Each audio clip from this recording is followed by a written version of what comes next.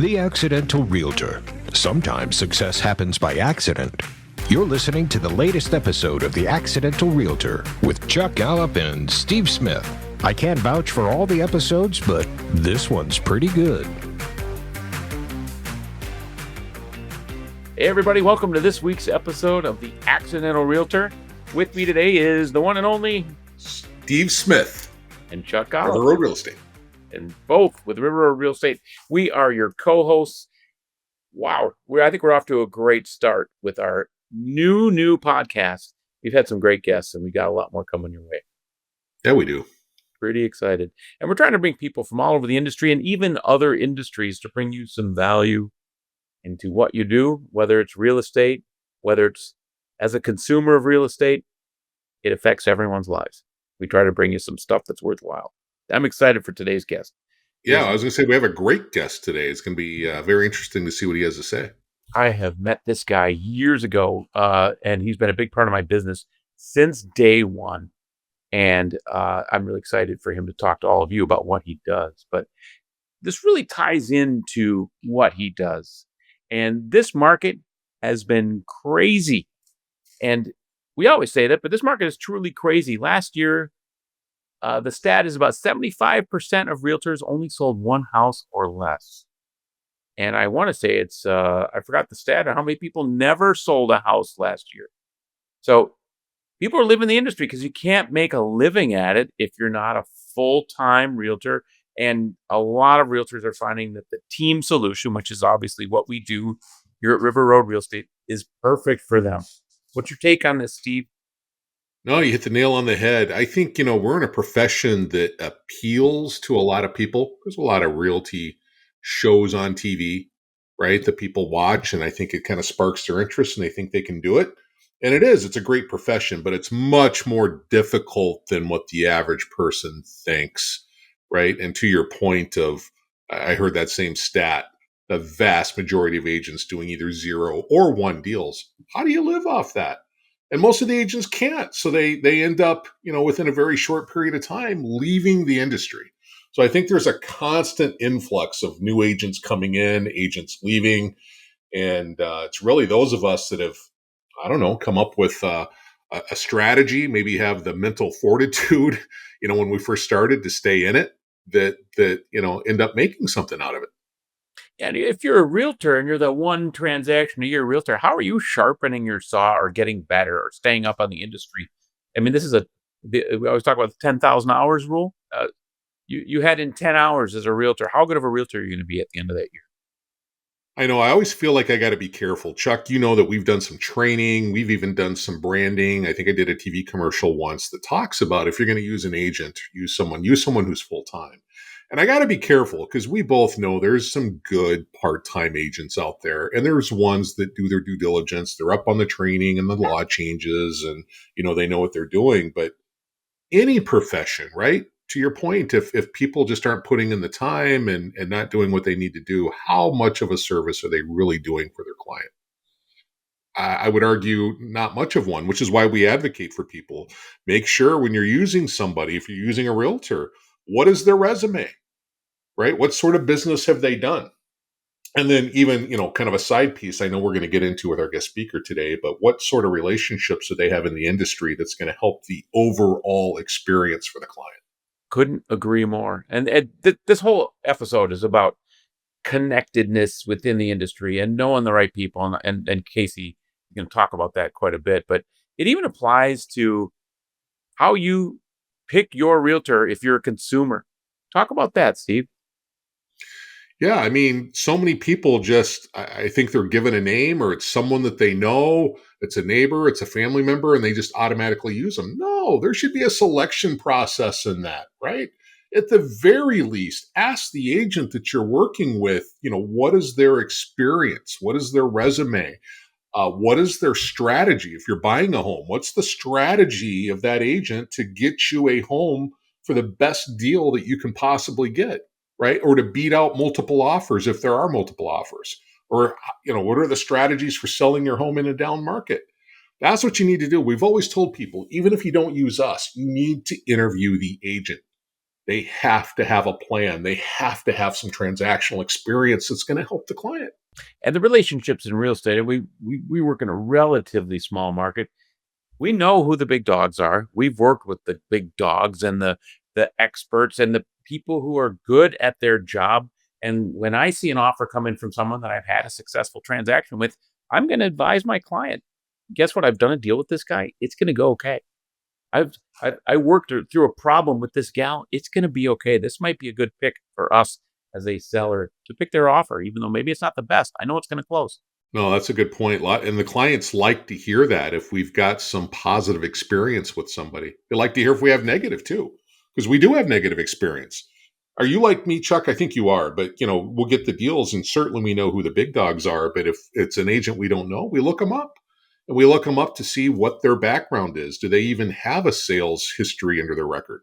And again, not that we all don't have a starting point in the industry, not to take that away from anybody, but you got to be somewhat cautious because it could mean there's a lot of work, could mean that there's some holes and some gaps in the transaction if someone literally has never done a deal before. You got to be wary of that. Absolutely. With no further ado, I've known this guy for a great time. I met him in the back of a car in St. Louis. What a great way to meet a partner that you've had for 10 years of your real estate business. Let's bring in Casey O'Toole from MyLink Solutions. Well, like there might be more to that story that we might want to hear. It was totally clean. Casey, I'm talking about us sitting in the back of a car together in St. Louis. And I'm like, well, what are you? Yeah, it just it didn't beg any questions at all whatsoever, Casey. No. What happens in the car stays in the car. Where was that at again? That was in St. Louis. It was a Lab Coat Agents event. Oh, Yes. Was that St. Louis or was that Coronado, the one at Hotel Del? Oh, maybe that was, yeah, okay. So I might have met your brother for, yeah, well, you're right. It was Coronado. You're right. Yeah, cool. Well, it's good to have clarification. I had envisioned a drive-in theater, so I'm glad you cleared that up. So tell us about your company. Tell us what you do. LinkedIn. LinkedIn is my jam. I've been a realtor for, probably 10 plus years. And I discovered that LinkedIn is a gold mine for generating leads. So I've dug into it and figured out ways to hack the system and generate leads on autopilot using LinkedIn and AI. And so I've worked with you targeting both buyers and sellers, but also realtors for recruiting. And what do you do that the average consumer couldn't just do on LinkedIn?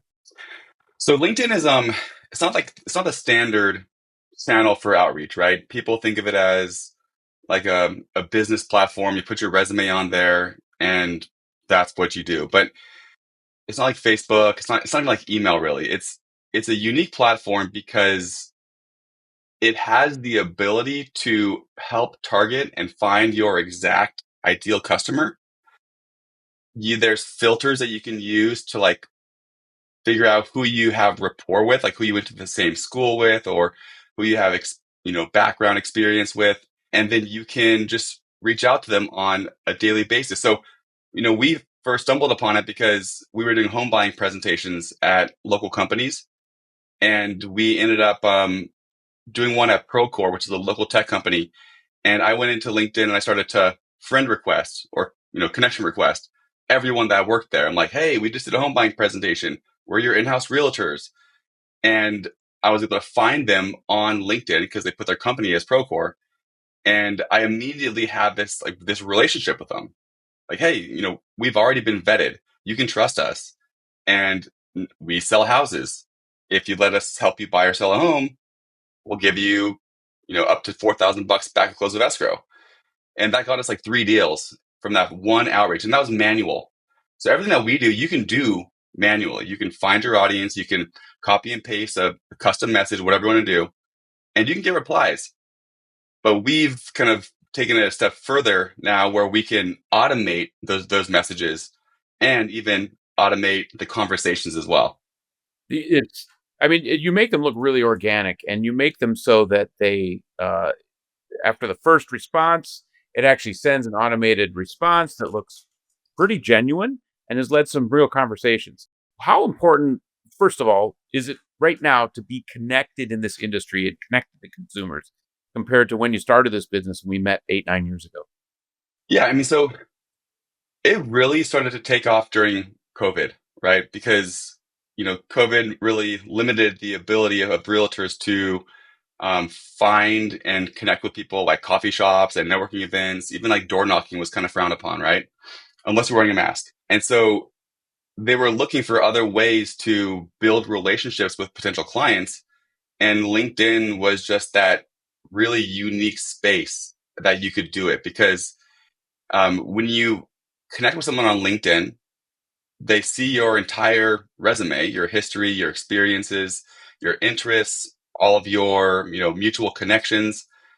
And so you don't really consider like a cold outreach, like email. They don't even know who you are. Like, why are you emailing me? LinkedIn, they know who you are. They can see who you are.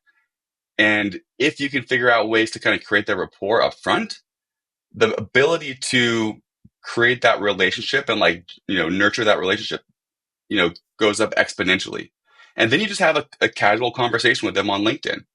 And I mean, I've learned where people have their children going to school and you just kind of learn the same things that you would learn in a natural conversation, but you do it on LinkedIn. So it's like a digital way of like building that relationship. So if you do it right, it comes across really well and you have a very good chance of like converting that person to a client. What has changed over? I mean, how has your business model changed post COVID?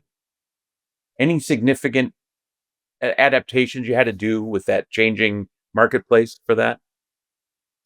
Yeah, it's evolved quite a bit, and mostly out of necessity, right? So we initially launched with just lead generation, automation, and it was good. We were getting a lot of realtors, a lot of connections, a lot of conversations, and yet they weren't closing deals. Some would if they were like living on LinkedIn, but it wasn't as common because realtors are busy, right? They're at open houses, they're showing property, you're writing up contracts, whatever it is.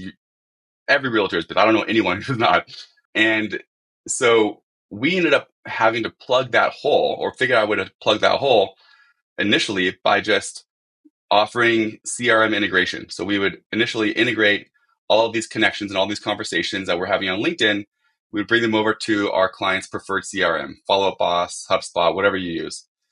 And that was good. That was good. That was like, phase one.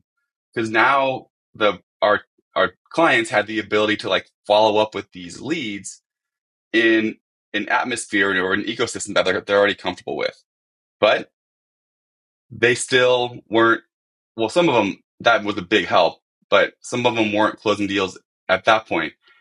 And then AI came around, which changed the game because I know for a fact that if there's an appointment in my calendar as a realtor, I'm going to take that appointment. I don't really have time to nurture these conversations back and forth and like meet up with or like kind of engage with this person when he's on LinkedIn or she's on LinkedIn. The chances of you catching someone when they're on LinkedIn to have that natural conversation is pretty low. The average person only logs into LinkedIn once a week. And so the need for constant communication and engagement was paramount. And so when AI came in, that really changed the game because now we can catch them on while they're on LinkedIn and the AI will engage with them 24/7 and convert them to an appointment all automatically. So now it takes every ounce of effort out of the prospecting. It's effectively like a 24/7, like cold caller. It's a 24/7 sales development rep. And you can go to bed and then wake up the next morning, you'll have a new appointment in your calendar from the AI converting that last night. And your AI, LinkyBot, you created, I assume you took some existing technology and kind of tweaked it a little bit just for your platform, correct? Correct. Yeah. So we have to put this out there because when people hear AI and like automation, they kind of glaze over.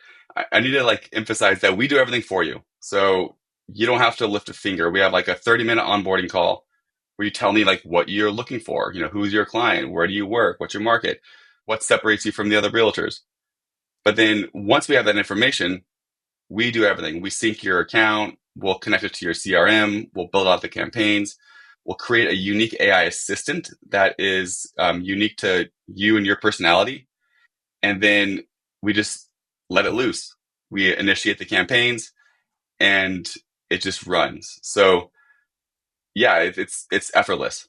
How unique is your business? Or how many similar businesses are there? And what do you do to set yourself apart? So I'll talk about the unique part first. We are the only company that has integrated autonomous AI into LinkedIn's DM systems.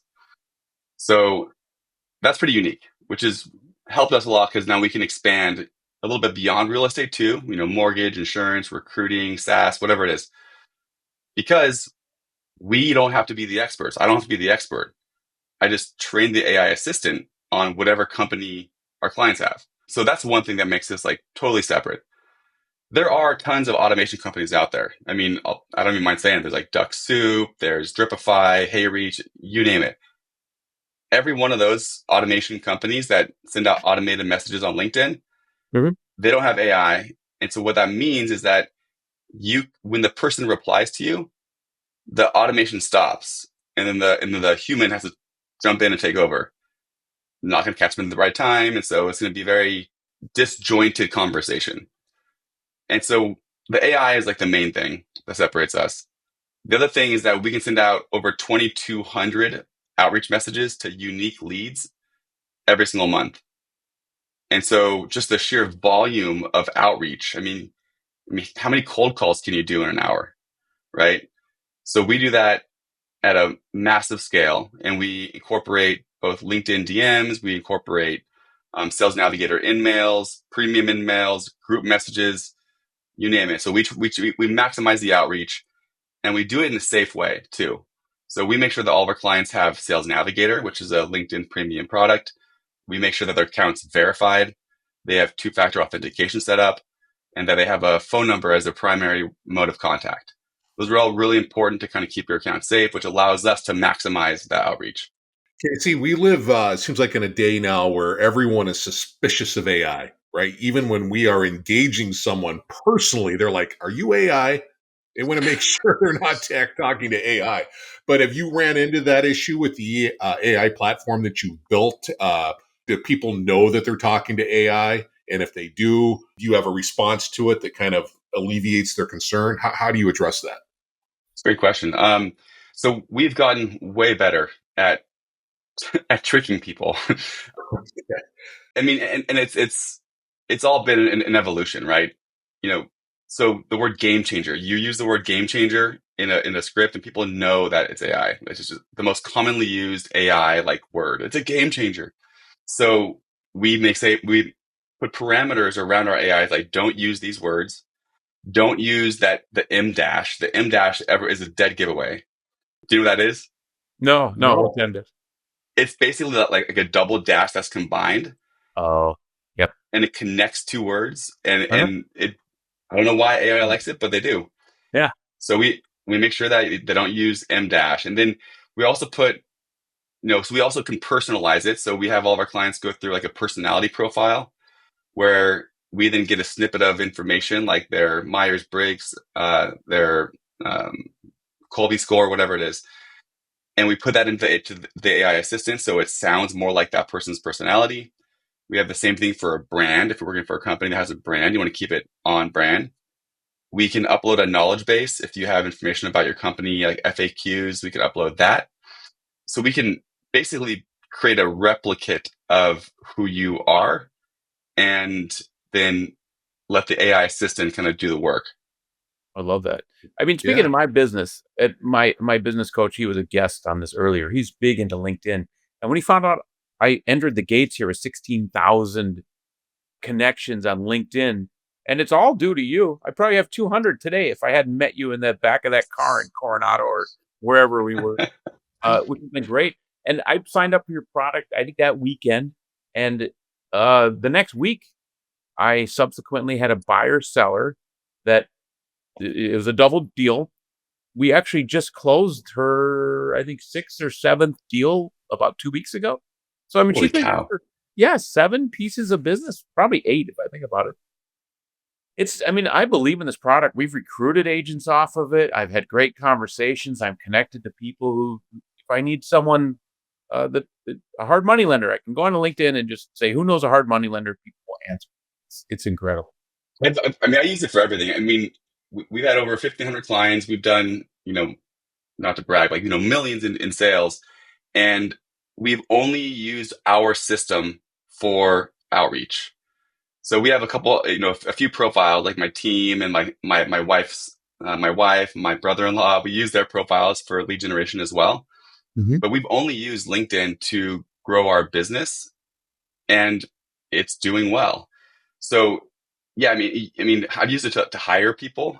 I search for a certain role that I'm looking to be bringing on, and I'll hire people from LinkedIn, from the outreach. You can use it for really anything you want. If you have like an idea of like what you want to try or implement, we can help you set it up and launch it. I love it. I love it. Well, what I love is you touched on this when you first came on. I think there's a lot of people that dismiss LinkedIn for what it can do. And I hate to say it, but I think I've been one of them, right? It's like, well, there's no business to be had off LinkedIn. It's all on Facebook. And it's like, no, you've done very well by LinkedIn. And in some ways, it sounds like it's almost like a unique niche just to you. I know there's other people probably trying to do similar things, but that's I amazing. mean, it's probably a good thing. So, for all those people out there that don't like LinkedIn, don't like it, right? Right. Because it keeps the platform even more valuable, right? Because I mean, Steve, you mentioned it, you dismissed it. Whenever I hear people just dismissing it, there's always like one reason that kind of comes up. It's like all I get is spam messages, right?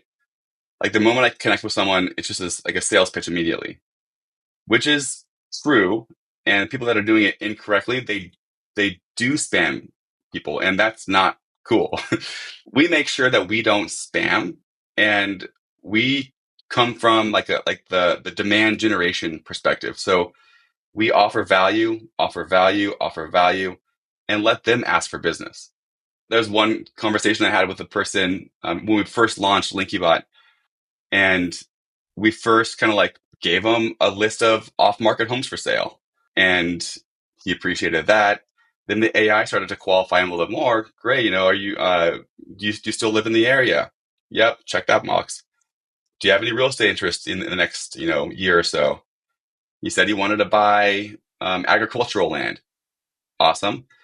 He asked us if we had any information in that realm, and the AI, at that point, we didn't put like parameters. So it said, yeah, we have lots of experience in the agricultural land, and Carpinteria in North Goleta is a great opportunity. What model are you looking to pursue? He kind of explains his model, and then he asks us if we could meet and talk about it. And I'm like, all right, sweet. So I did nothing, and all of a sudden, this person is asking to meet with me to talk about real estate. So, of course, the AI then sends the calendar link. And the funny part is the calendar link that we sent was for my brother because I don't sell real estate anymore. He notices that the link is to Sean's calendar. He responds going, hey, this link's to a guy named Sean. Is that on purpose? The AI responds accordingly. Yeah, Sean's a part of our team. We work closely on deals like this, and he'd be able to be a great asset. What time works for you? And then he gives the calendar again. Then he booked for 2 o'clock on Tuesday or something. So it's so real, it's scary. That is amazing. I was actually going to ask you about success stories and then horror stories. You kind of put both together because AI averted a tragedy and AI read that perfectly. That is just wonderful. I love that. Yeah, I mean, I could tell you, I mean, this is probably not good promotion on my end, but I'll tell you like a funny tragic story if you want. And Please. Yeah. which is why I spend so much time kind of refining the audience and like asking these questions up front, because I don't want this to happen. So don't worry, this won't happen to you.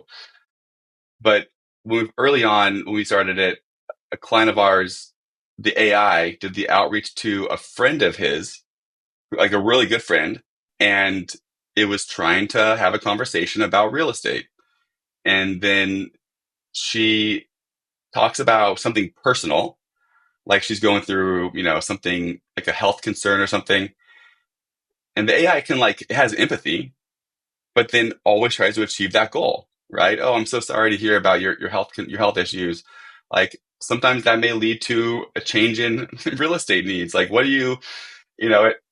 And she's like, "What are you doing? Like, who is?" And then I got frantic emails going like, "Turn it off, turn it off." So now we have like parameters we can set up, and we'll make sure, hey, do like a do not call list. Like, we will make sure we don't reach out to those people, past clients, whatever you want. We can like exclude people.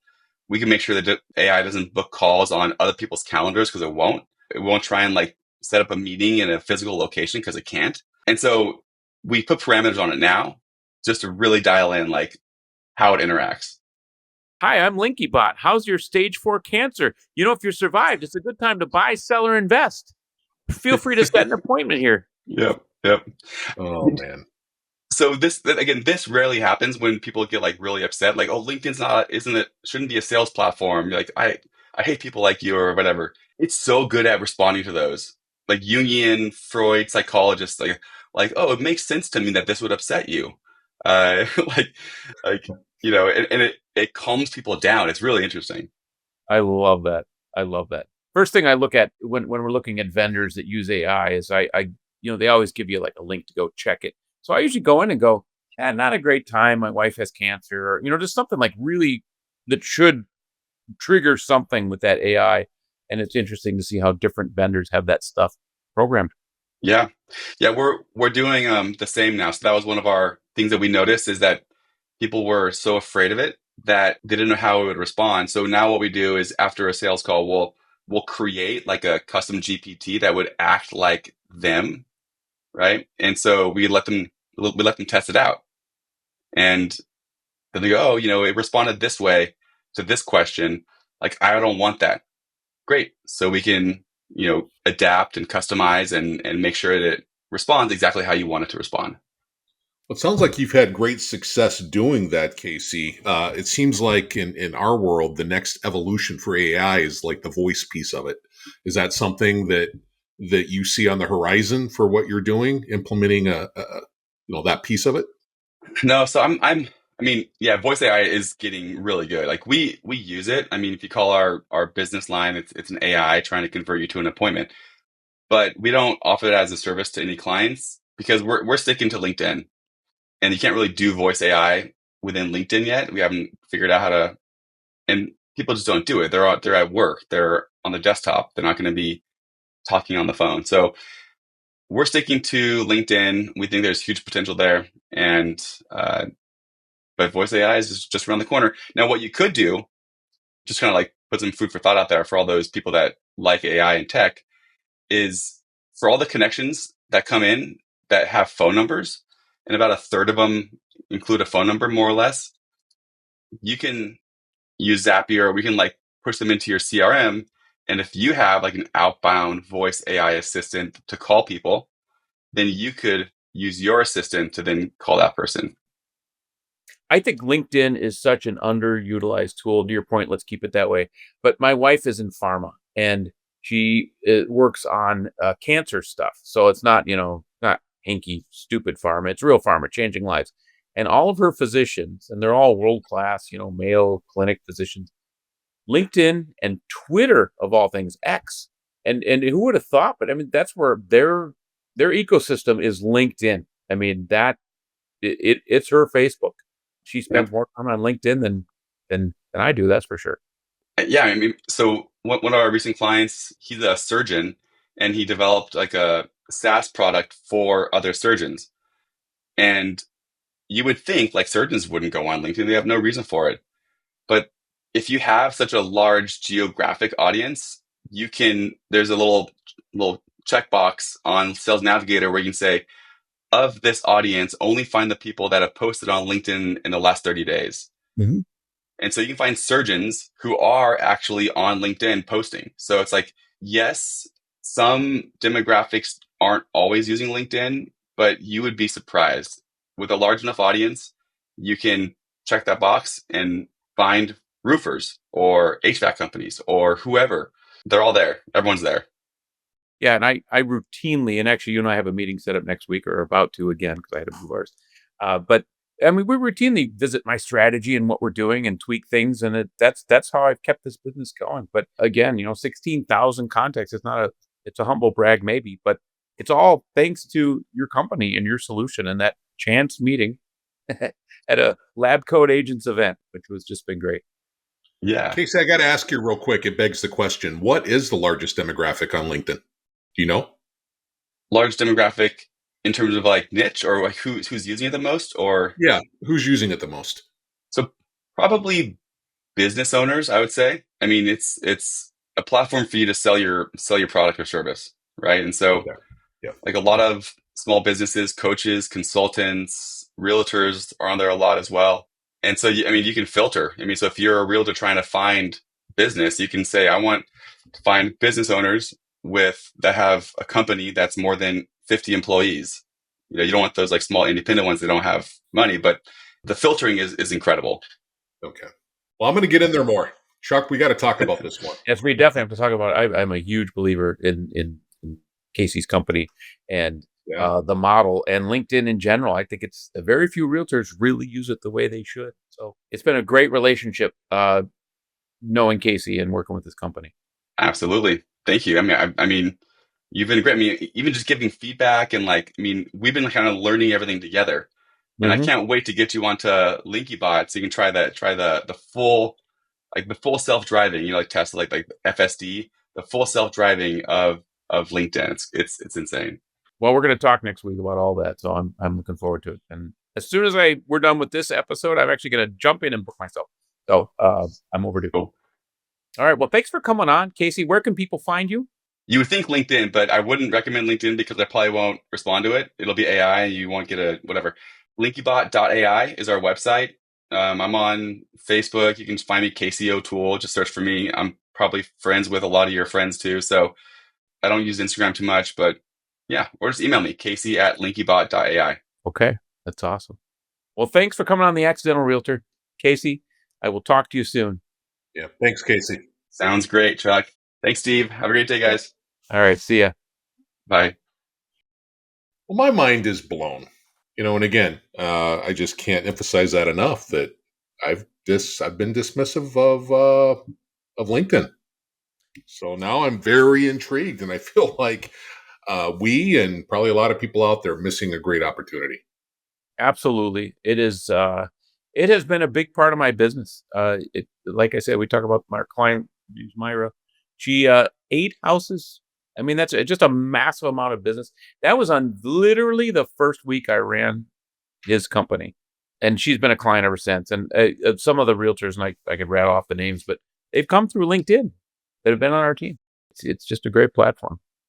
No, I'm surprised I haven't talked to him before, but yeah, he definitely seems dialed in, and I look forward to having some conversations with him in the very near future. Yeah, so listeners, make sure you check out Casey O'Toole, MyLink Solutions, and a great vendor. So really excited to work with him and work with him a little bit more in the past or in the future. So I want to share a funny story. I like to wrap up with just something a little wackadoodle, something different. And I want to talk about the time that my clients and I walked through a house and we looked at the house. It was the perfect house for them. And later on, we're texting and they sent me a list of all the property they wanted to buy in the house. Make sure you include, and I copied and pasted that to a purchase agreement, and we went over it. They signed it, and we move all the way forward. Great house. Everything's working out great. We show up for closing day. We're walking in, and she goes, as we're walking in, the wife says, I cannot wait to move into this house. I'm so excited to play my first game of pool on the custom pool table. And I thought, I don't remember anything about a custom pool table. And I'm as we're walking through the house, I'm running the faucets and opening the screens and turning on the lights and all those things you do during a walkthrough. But I'm also scrolling through my file to see if I asked for a pool table on the personal property agreement. And I didn't. And we get downstairs, and guess what, Steve? There was no pool table. Oh my God, how did you come to that conclusion? There was no custom pool table. So it turns out my copy and paste must have left off the very last word, Oh which were no. pool table. So I ended up buying a custom pool table. It was really nice. It was I think I broke even, maybe made a little money, probably not much. But yeah, read those. Yeah, I don't know that that's a funny story, but I think it's a lesson learned for anyone in the industry who thinks this is easy. And I know we've talked about this on other episodes being part time. There's a lot at stake here, not just the property itself and the things that can go wrong, but to your point of, they wanted the stuff inside and it was missed, and it can be a very expensive venture. Gotta be on your game.